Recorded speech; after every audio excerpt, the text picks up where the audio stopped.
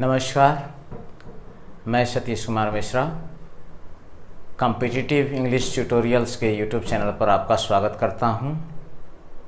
और आज एक बार फिर मैं आप सबके बीच हाजिर हूं मास्टरी ऑन सेंटेंसेस सीरीज़ को लेकर। दरअसल ये mastery on sentences series translation के माध्यम से ग्रामर और वाक्यों पर मास्टरी करने का एक मेथड है, बल्कि द आर्ट ऑफ ट्रांसलेशन कहिए, एक यूनिक मेथड है। इसके माध्यम से विद्यार्थी बहुत कम समय में ट्रांसलेशन करने की जो कला है, अनुवाद करने की कला, उसके ऊपर मास्टरी प्राप्त कर सकते हैं और एग्जैक्ट सही लिखना उनको आएगा। और एकाक्षर क्रिया वाला वाक्य जो अभी हम लोग मास्टरी ऑन सेंटेंसेस सीरीज में पढ़ रहे हैं, मास्टरी ऑन सेंटेंसेस सीरीज में कुल 10 वीडियो हैं। ये 8वां वीडियो है और 8वें वीडियो के बाद जो 9वां वीडियो आएगा वो इसका आखिरी पड़ाव होगा अधिकारी वाक्य का। और उसके बाद 10वां वीडियो जो होगा वो इस बात का विश्लेषण होगा कि अभी तक में आपने जो कुछ भी ट्रांसलेशन सीखा, उन सभी ट्रांसलेशन यानी 9 वीडियो को अलग अलग अगर एक पार्ट को हम एनालिसिस करें तो उसका प्रयोग करते हुए पैराग्राफ राइटिंग कितना आसान हो जाता है लिखना, मात्र 8 क्रिया के इस्तेमाल से। Is, am, are, was, were, has, have, है। अभी जो हम लोग पढ़ने वाले हैं अधिकारी क्रिया में, ये अधिकारी क्रिया का तीसरा प्रकार है। पहले प्रकार में हमने पहले वीडियो में ही दोनों प्रकार पढ़ा था, सीधा साधा अधिकारी और बहुअक्षरी अधिकारी। इसमें हम जानेंगे कोना वाला अधिकारी। और ये कोना वाला अधिकारी है क्या, इसका सारा डिटेल अभी हम यहाँ पर जानेंगे। ये वीडियो भी ज़्यादा लंबा नहीं होगा, लेकिन कॉन्सेप्ट इसमें समझने वाली बात है और उसको समझना पड़ेगा हमें। तो विलंब किए बिना हम इस वीडियो को शुरू करते हैं और बढ़ते हैं अपनी ये पर। वीडियो के अंत तक बने रहिएगा। अगर आप बीच में स्किप करके देखेंगे तो ऐसी कोई इम्पोर्टेंट बात आप निकल जाएगी जो आगे आपको हमेशा डाउट बना करके रखेगी, आप समझ नहीं पाएंगे उस चीज़ को। तो हम देखते हैं इसमें कि वो कौन सा। पहला बात ये है कि वाक्य को देखेंगे और कोना का मतलब क्या है, हम पहले इसको समझने का प्रयास करते हैं। चलिए, लेसन 8 अधिकारी वाक्य। अधिकारी वाक्य मैंने बगल में इसलिए लिखा कि अभी अधिकारी वाक्य के सीरीज को हम लोग पढ़ रहे हैं।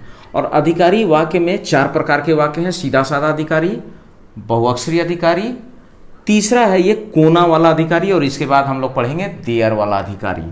तो आज हम जाने कि ये कोना वाला अधिकारी क्या है, ये नाम क्यों दिया गया इसका, कोना वाला। ठीक इसी तरीके का एक वाक्य मैंने पढ़ाया था होना बोधक में, नेको वाला होना बोधक वाक्य, और मैंने उसमें भी समझाया था बड़ा डिटेल में कि ये नेको एक लक्षण है। उसी तरीके से कोना एक लक्षण है। अब ये कोना कैसे हम जानेंगे और परखेंगे, इसका एक तरीका मैं आज आपको यहाँ पर सिखाने वाला हूँ। ये आप देखिए कि ये कोना क्या है।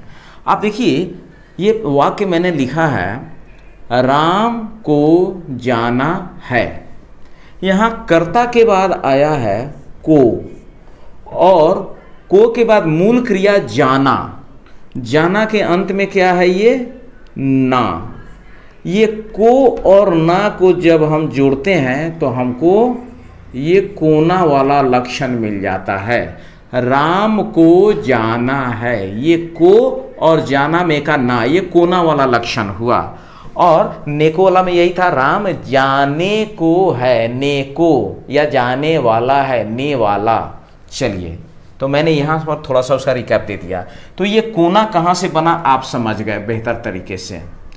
अब मुझे लगता है कि ज़्यादा दिक्कत नहीं होगा कोना समझने में। तो ये कोना वाला अधिकारी, अब इसको अधिकारी भी क्यों कहेंगे और इसमें क्या पता चल रहा है, मैं ये भी बताने वाला हूँ। उसी तरीके से देखिए, राम को नहीं जाना है, फिर यहाँ को और जाना में का ना, ये को और ना मिलके बना कोना। क्या राम को जाना है, यहाँ को और ना। कभी कभी कोना वाला वाक्य में पड़ता भी आया करता है, जैसे राम को जाना पड़ता है। अब पड़ता अगर हम लगा देंगे तो ये बहुअक्षरी भी लगता है देखने में, क्योंकि ये अपूर्ण कार्यकारी क्रिया पढ़ना की जगह है। लेकिन इस पड़ता को हम मन में उड़ा देते हैं, यहाँ पर इसको हटा दें तो बात वही हो जाएगा, राम को जाना है।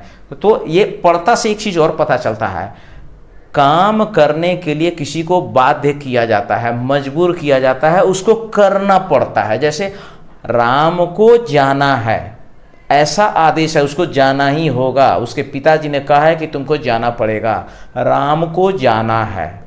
राम जाने को है, दोनों में अंतर है। इसीलिए मैंने एक सूत्र दिया था नेको वाला में, नेको 5, जहां ये नेको वाला लक्षण मिलता है उसमें पंचरत्न की क्रिया लगती है, is, am, are, was, were. इसीलिए हमने कहा नेको 5।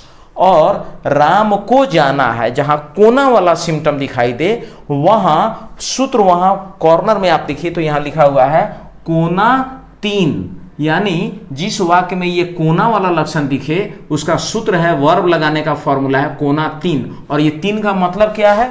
ये 3 का मतलब आप यहां समझिए, हैज, हैव, हैड। अब मैंने पहले भी बताया था कि अधिकारी वाक्य के क्रिया वाले वाक्यों की अंग्रेजी बनाने के लिए हमको क्या करना पड़ता है? अधिकारी क्रिया वाले वाक्यों की अंग्रेजी बनाने के लिए 3 क्रिया है, हैज, हैव, हैड। और ये चूंकि अधिकारी क्रिया में प्रयोग किया जाता है, अब देखिए यहां पर इन वाक्यों का अंग्रेजी अनुवाद करने के लिए हमें इस क्रिया का इस्तेमाल करना है, और ये अधिकारी क्रिया में इस्तेमाल होती है, इसलिए इसका नाम दिया गया कोना वाला अधिकारी। अदरवाइज इसमें अधिकार जैसी कोई बात नहीं है। जैसे मैंने पहले इसके पिछले वाले लेसन में बताया था, दर्जी को सुई है, चाहे राम को एक कलम है। तो यहां तो इतना पता चलता है कि राम के अधिकार में कलम है और कलम का मालिक राम है। चाहे राम को कलम नहीं है, से ये पता चलता है कि राम के अधिकार में कलम नहीं है और कलम का मालिक राम नहीं है। ये दोनों बातें पता चलती है, पर वैसी अधिकार वाली बात यहां कुछ भी नहीं है। राम को जाना है, इसमें अधिकार जैसी कोई बात नहीं है। लेकिन क्रिया चूंकि हैज, हैव, हैड का इसमें इस्तेमाल किया गया, इसलिए इसका नाम दे दिया गया कोना वाला अधिकारी, वरना इसमें अधिकार जैसी कोई बात नहीं है। ये आपको समझने के लिए ये नाम यहां पर दिया गया। हैज, हैव, हैड का प्रयोग अधिकार दिखाने के लिए किया जाता है, पोसेशन दिखाने के लिए किया जाता है। दैट्स वाई वो वर्ब यहां लगा, इसलिए इसका नाम अधिकारी पड़ा, वरना इसमें अधिकार जैसी कोई बात नहीं है। तो ये संशय भी अब आपका क्लियर हो गया। अब वाक्य के चूंकि 6 रूप हैं, एफर्मेटिव, निगेटिव, इंट्रोगेटिव क्या वाला, इंट्रोगेटिव निगेटिव क्या वाला, इंट्रोगेटिव आईपीए वाला और इंट्रोगेटिव निगेटिव आईपीए वाला। और इसमें वर्ड ऑर्डर कैसा होगा उसका वो फॉर्मूला है। आगे देखिए, राम को जाना है, ये एफर्मेटिव वाक्य हुआ, न प्रश्न है न नेगेटिव है। राम को नहीं जाना है, इसमें ना तो इसमें नहीं है लेकिन प्रश्न नहीं है। क्या राम को जाना है, ये क्या से शुरू हो रहा है, इसलिए ये क्या वाला इंट्रोगेटिव हुआ। क्या राम को नहीं जाना है, ये इंट्रोगेटिव निगेटिव क्या वाला हुआ। कब राम को जाना है, ये आईपीए वाला इंट्रोगेटिव हुआ। इसमें पहले प्रश्न शब्द की अंग्रेजी लिखेंगे तब वर्ब, और ये इंट्रोगेटिव निगेटिव आईपीए वाला देखिए, कब राम को नहीं जाना है। अब हम इसका ट्रांसलेशन बनाएंगे। तो ट्रांसलेशन बनाने के लिए हम क्या करते हैं, हमें पता है कि ये सब कोना वाला वाक्य है। कोना 3 वहां फॉर्मूला दिया हुआ है कॉर्नर पर, कोना 3, उस 3 का मतलब हैज, हैव, हैड, इसमें से कोई एक क्रिया इसमें लगेगी। अब मैं ये भी बता दूं कि ये जो मूल क्रिया होता है ना, जाना, ना सहित क्रिया के मूल रूप को मूल क्रिया कहते हैं, और मूल क्रिया का अंग्रेजी 2 + V1, यानी कि क्या बनेगा, टू गो। इस तरीके से इसका ट्रांसलेशन बनेगा। तो ऐसे वाक्यों का ट्रांसलेशन हमें बनाना है, और बनाने के लिए हम करेंगे क्या इसमें, ये अब हम जानेंगे इस चीज में डिटेल से। ये डिटेल हमें समझना है। एफर्मेटिव वाक्य हो तो पहले सब्जेक्ट की अंग्रेजी, तब वर्ब और तब रिमेनिंग मैटर। राम को जाना है, अब देखिए इसका ट्रांसलेशन कैसे बनता है। राम सब्जेक्ट हो गया, और वर्ब यहाँ है तो है का अंग्रेजी है, प्रेजेंट में राम सिंगुलर है इसलिए उसके साथ क्या लगेगा, हैज, राम हैज। और ये जाना, ये मूल क्रिया है, मूल की अंग्रेजी हम कैसे लिखते हैं, 2 + V1 यानी इन्फिनिटिव इसको बोलते हैं। राम हैज टू गो, ये ट्रांसलेशन बन गया।